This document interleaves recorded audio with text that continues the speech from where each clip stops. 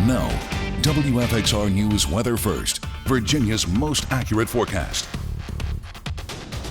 A dangerous weather pattern is setting up in the region, and it has to do with freezing rain. And the freezing rain will come in overnight. We expect that to be that icy glaze that develops on surfaces. Rain will follow that icy glaze, and that could lead to some pockets of fog. So here is what we do talk about when we mention freezing rain. It'll come in from south to north. We'll have that icy glaze on top of roads and trees, and it could weight down some power lines. I'll have more on that in my full weather forecast in just a couple minutes. But until then, WFXR News at 6:30 starts right now. Tonight on WFXR News at 6:30, gearing up for potentially dangerous weather. We take a look at what VDOT is doing to prepare the roads. And we'll remind you of the best ways to drive when the roads get icy. And Roanoke is now considered one of the top 50 deadliest cities in the U.S., according to the FBI. What went into the new report and where other Virginia cities rank on that list. Then, providing more college opportunities for kids whose families may not be able to afford tuition. The effort from Governor Northam to fill some high demand and well-paying jobs. Now, the area's only local 6:30 newscast with Lynn Stevens and Kathleen Stone, Chief Meteorologist John Carroll, and sports with Jermaine Farrell. This is WFXR News at 6:30. We're watching the weather very closely tonight and expect the roads to get slick in just a matter of hours. Thank you for joining us at 6:30. I'm Kathleen Stone. And I'm Len Stevens. Now let's go right to John in the Weather Center for the latest on our forecast. John, I understand one concern is how tricky all of this could be for road crews. Yeah, getting the right mix together when you're dealing with snow is one thing. You can put that brine down, but if you get that freezing rain, which is usually a little bit wet, well, that is problematic for the road crews. And here's what we do have for you as far as our winter weather advisory is concerned. Pretty much everybody is involved in the winter weather advisory, as we will be seeing the freezing rain coming in after about midnight, and we could see 1/10 to 2/10 of an inch of ice accumulating on surfaces. And here is our future cast, and the yellow, or the pink color here is basically what that freezing rain will be. And you can see by 3 o'clock in the morning it is really starting to come up in through portions of the south and migrate from south to north and overtake the region as we go through time. As we move forward and see at the 9 o'clock time frame, it is changing over to a rainy scenario in some spots, and then it should transition into all rain as we get into the afternoon and evening time frame. But the ice will be accumulating fairly significantly. Roanoke could possibly be the bullseye for this, as we could get anywhere from 2/10 to even 1/4 of an inch, because you can see the purple line underneath the word Roanoke. That is about 2/10 of an inch that is possible to accumulate, and that is extremely tricky. The good news is that the rain that does come in behind that will scour out that ice that will accumulate on top of the power lines and the tree branches, but it is going to be very rough in the morning hours tomorrow, so give yourself extra time getting to where you need to be, and I'll have more in a few minutes. All right, John, thank you. Let's get back to those road crews now. VDOT is making sure they're prepared to keep roads as clear and safe as possible. WFXR Santiago Melihuber caught up with the Lynchburg district of VDOT to see how their preparations are coming along and what they expect to see. Yeah, he joins us now live. Santiago, I understand the little bit of weather we had a few days ago has helped them prepare for this coming event.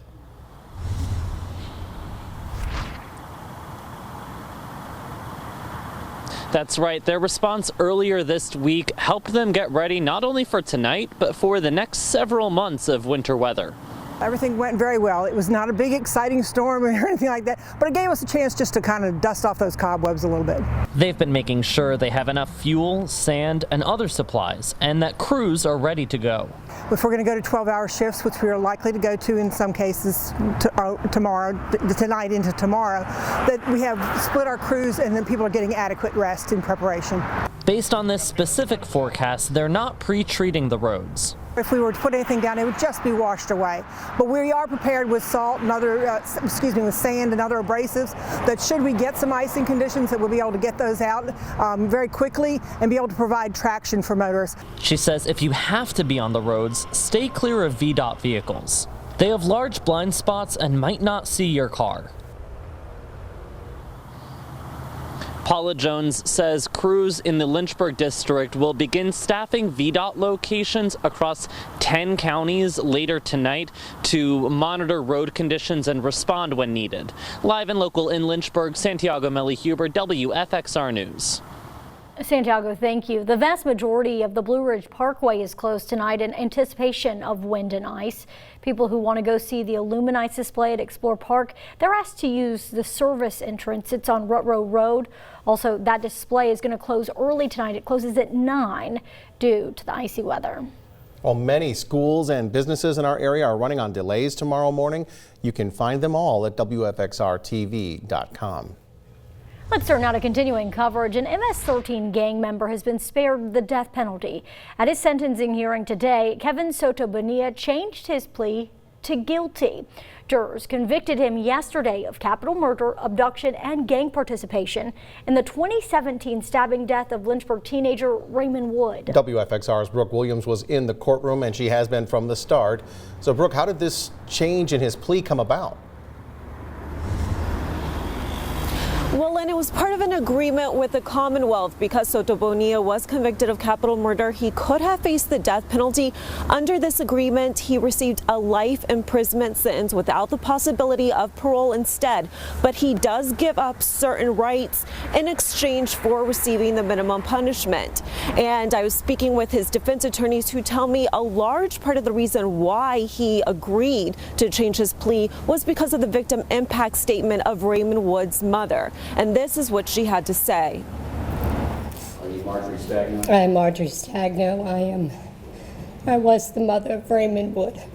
Marjorie Stagno told jurors about her son, Raymond Wood, the teenager who made homemade cards for her on Mother's Day and who loved dressing up for Halloween. The whole month of March is hard because I try to recall every day and every conversation that I had with him every day of that month. My birthday's March 17th, so it's nothing no more to celebrate. Stagno told jurors her son's killer showed him no mercy. No mother should ever have to have seen pictures, have a child brutally murdered like that. Kevin Soto Bonilla saw and heard it all through a Spanish language interpreter. And Stagno's testimony, his counsel says, played a role in him changing his plea. Though that part of the sentencing hearing could not be filmed, Soto Bonilla apologized to the Wood family, telling Wood's mother through a translator, "May God give you the strength to move forward." There was a condition that he enter and accept that plea, which he did, but he went beyond that. And he made that statement to Mr. Wood's mother directly, and I hope that that will bring some solace to her, some closure for her. As part of the deal, Soto Bonilla gives up his rights to an appeal. After consultation with the family, they gave the greatest gift of grace that I've ever seen by allowing him to do so when their son had been shown no mercy at all. Soto Bonilla was spared the death penalty, but will spend the rest of his life behind bars. And in addition to the life imprisonment without the possibility of parole sentence, Soto Bonilla also received a life sentence for his abduction conviction and 10 years for gang participation, for a total of 2 life sentences plus 10 years. Live and local in Bedford County, Brooke Williams, WFXR News. Thank you, Brooke. Security at William Byrd High School in Roanoke County was stepped up today after a social media post that was interpreted as a threat to the school. The principal there says the school is aware of the post and launched an investigation. In a release, she says right now there is no indication there is a credible threat. They are, however, working with county police on the investigation. A new report from the FBI ranks Roanoke in the top 50 most deadly cities in the nation. Roanoke came in at number 43 with a murder rate of 12 killed per 100,000 residents. Hampton, Newport News, Norfolk, and Richmond were also in the top 50, coming in at 46th, 37th, 32nd, and 11th, respectively. Danville police are looking for 3 people accused of stealing several thousands of dollars worth of merchandise. That's according to a post on the department's Facebook page. That post says merchandise was taken from several local businesses. If you recognize the people in this photo, you're asked to call Danville Police.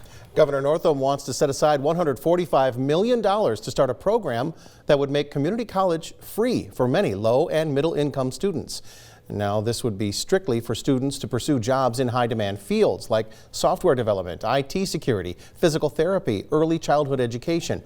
Well, the program would pay for tuition, fees, and books. According to the governor's office, many employers say they're having trouble finding qualified people to fill middle skill jobs in Martinsville, Henry, and Patrick County. I'm Ryan Moy, and here's what we have for you tonight in sports. We check in with Virginia Tech head coach Justin Fuente and what he has to say about Hokie Nation and the Belk Bowl later on in sports. Let's take a live look now at Wintergreen Resort. Snow cannons are still blowing there, but we'll be seeing other winter weather coming into our area. Chief Meteorologist John Carroll will have your full forecast right after the break. You're watching WFXR News at 6:30.